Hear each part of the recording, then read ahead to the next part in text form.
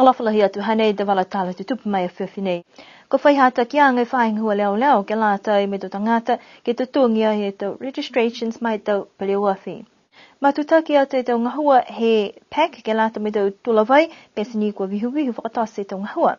Ko e fufuta whakamua he tau container asbestos kua mau ke utake he mai he motu he mahina nei. Mai whakatoa toi tau whakaroanga si tope he mta kauhani wei ke langmatai ke lāta me whenonga ke Commonwealth Games. Kua liu tuai e whahinga hua leo leo hātaki atu ke tau tangata he motu ke tau tungi mai whakafo tau laisini ke lāta me tau paliawawhi.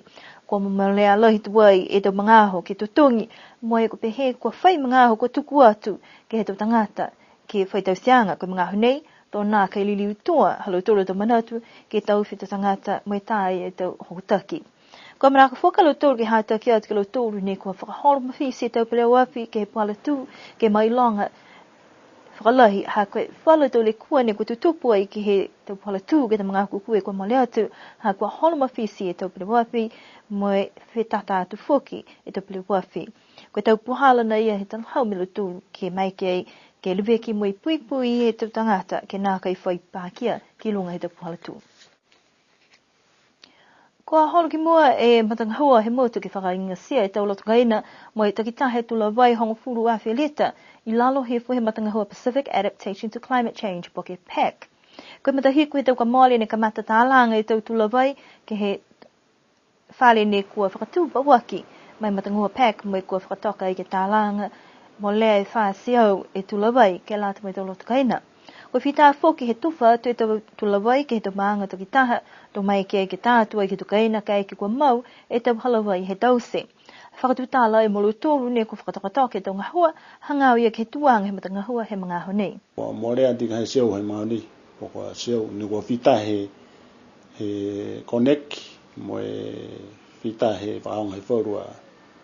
Tau kai na ka hei ni whuki whorua mena ne wha e katoa, ni pai ni watu whuki alo tōru ne ngahua ke lau ke whamau pop. Ka e koe tau tūra whuki, ke tau tuanga tūra. Lahi whuki te numela tuanga tūra whuki kua whita he tausi so ko whita whuki e longa tau tūra kua ne katoa toa ti tau mangi tua he tātu tau tūra. He whuki ta manako he whaingahua ke onono whuki ke whorua tula toka hawa ke lata ki lamatei ki whuki tau lau tūra tu tangata ngau whanua. He mauni, hai ni whai whakatutala mo lau tūra ne ta alangi tau tūra. Moe ke mua moe whorua whakamamanga mo ke whorua lang matayanga ke lang matay whukalotu.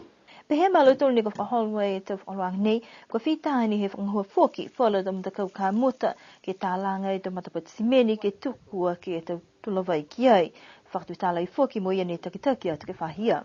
Tonga ia ke whalua mtakau he mutu, na ai whaiwai ka mase hilo. Si kehe tuai e tauseanga ke lata moro tūru ia. Pese ni e nā kai whaihala wai, kai tālanga e motūru e tuanga tūra, me eke nei a mo whakaohoho ke lau tūru ia.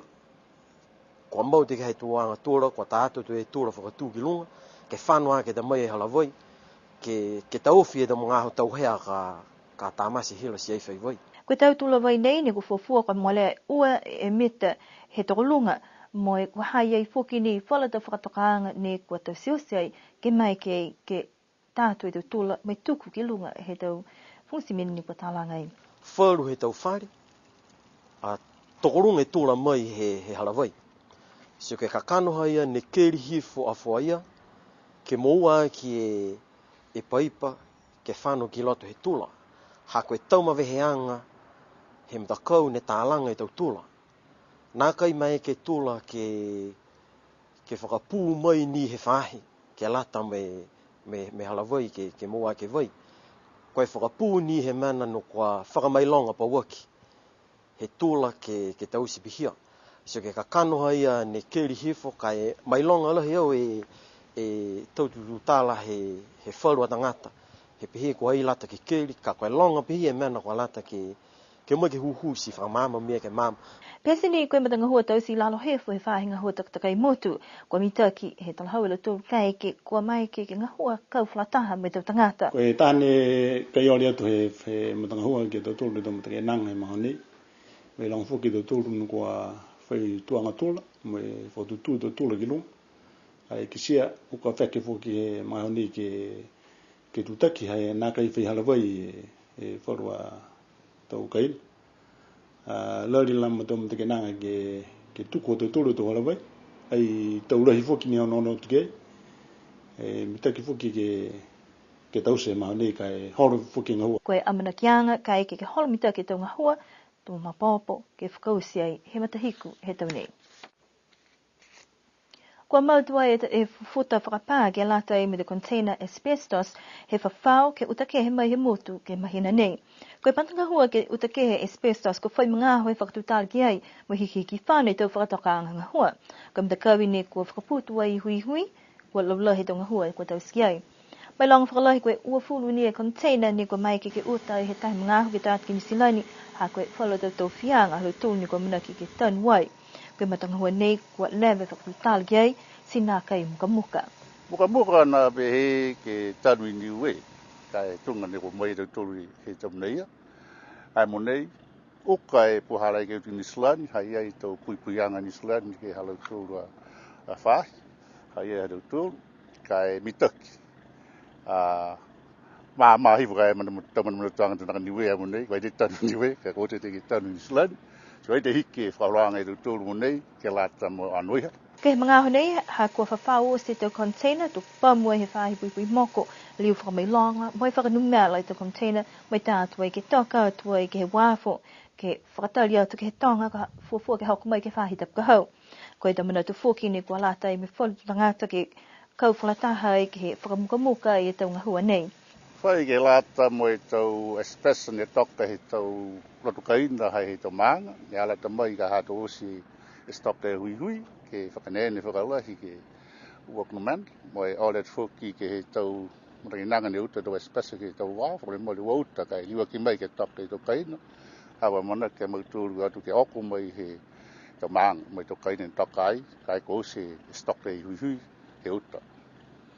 Si olet fuki ni ka ke mailonga ke tukolokan, e tala ke tau espesa ke hilo fuki he mutu, tau espesa ki longa tau rufale, whakale mo le ai whaifika mo tau espesa ia, koe re-roofing project ia, koe whakarufono ni aho, ne mai ke whaitalawanga ke project ke re-roofing. Koe mena ni kua manako ki ilo fuki tau tangata, mo whia ha kua whakamori tua e tau whakatokaanga ke utake he tau lapsi me nikona nei mai motu, pese ni kua whai mngaho he tau siai. Amana ke ute fufuta nei, ke whakatonga, ia hua whamawha, tō liu fufuki whai fufuta container ka whawhau ke utai ke mahina hasipetema. Koe tō le whahi tapne toi tō tū whenonga me takau hani we ke lata mo e tau whiua Commonwealth Games ka whakahoko e ki Glasgow, Scotland. Koe tau whiua ne kua mana ke hani we ke toka ki ai, koe tau whiua Athletics, Olu Whapolo, Lawn Bowls, whana lapas meni mo e langa ki mamafa. Inga sia tau mtakau mo e whai tau sianga ke mai ke lotulu ia si tope ke lata ni mahalotulu tau whakaholoanga. Koe uki whahatapu e kua mole atu ne watu viku e mtakau pui tuwhi he motu ke oku mai tunga siapa mai he tau loto kaine tau tangata mai mo e lotulu mo le hong furuafi nga siapa lo he whakau e lotulu ke tau tangata he motu ha koe tau loto whakalofa mai fua ki lamatai ki ai. Koe whahitapu nei fua ki amina ke mtakau Olu Whapolo Lawn Bowls ke whakahoko halotulu a Port Island Night whakamutapatu e ke Go for Gold kua whakafua tuai halotulu tu skesi mua mana ke mai ke tau tangata ke kau whakalataha i ke tau whiua ia. Koe matakau hani we toko whang mawhai tangata ne kua amina ki ai ke tuku whenonga ai he ahong whamawali a yulai. Mana koe e tiniwe ki tuku atu e tau mana tu whakauela hi mahaki ki amtulu tangata he motu ki amtulu e tau lamotei. Pia e tau walatala tutupu hata toni kumo mai glata me whiapnei amina ki liriu ke whiua penei foki ke he atu loto. Kena nofua, menine po tu liriu hata tu ke whiua.